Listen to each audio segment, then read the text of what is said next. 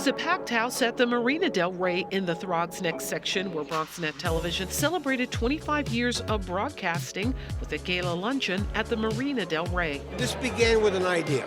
Honored with the Founders Award was former Borough President Fernando Ferrer, who served the county from 1987 to 2001 and who was central in bringing public access to the Bronx at a time when the borough needed it most. The idea was, everybody else is telling our story who isn't from around here. Let Bronx people tell their own story. And look at the beautiful thing that happened. What happened is BronxNet is now at 3 locations. Launching in 1993 at Lehman College, they are now in the East Bronx at Mercy College, and most recently, La Central, located in the Hub. All the while providing training for people like Darlene Rodriguez, who had her start at BronxNet and is now an anchor at WNBC, and Dean Meminger, now a reporter on Spectrum News. I couldn't be happier and prouder. I don't deserve anywhere near 1% of the credit, but hell, I'll take the plaque because I'm from the Bronx and I ain't giving it back. I've been elected now 23 years of my life, so it feels like I really grew up with BronxNet. Receiving the quarter-century award was Bronxborough President Ruben Diaz Jr., credited for his vision in steering that expansion into communities once left abandoned and now thriving. Over the last quarter century, BronxNet has been able to be on the air, be able to give people the access that they need in order to get the information out, creating opportunities for students.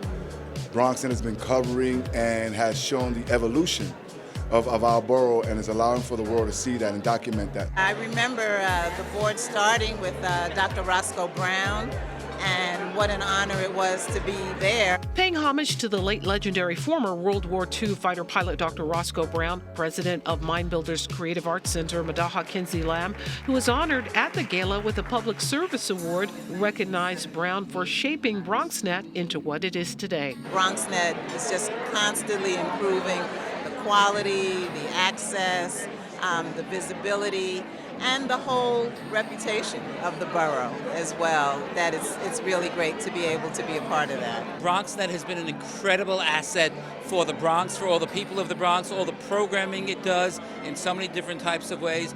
Bronx Talk with Gary Axelbank, just to name one. There to honor Executive Director of BronxNet, Michael Maxnaby, and the honorees was New York State Assemblymember Jeffrey Dinowitz. The recognition continued with leaders that included New York State Senator Alessandra Biaggi. BronxNet is a staple in the Bronx community, and it emphasizes probably one of the most important factions of our community, which are young people being involved in media and narrative and sharing their message and making sure that they're highlighting important issues in the community. Too often we're not telling the story and good stories of what's going on in the Bronx.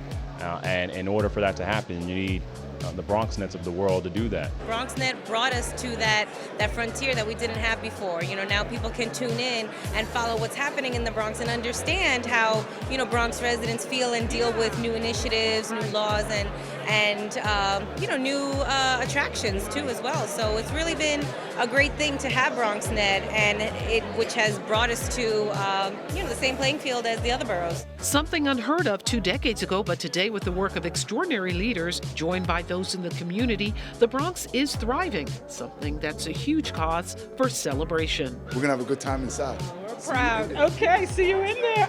For BronxNet. We are BronxNet! This is Arlene Makoko.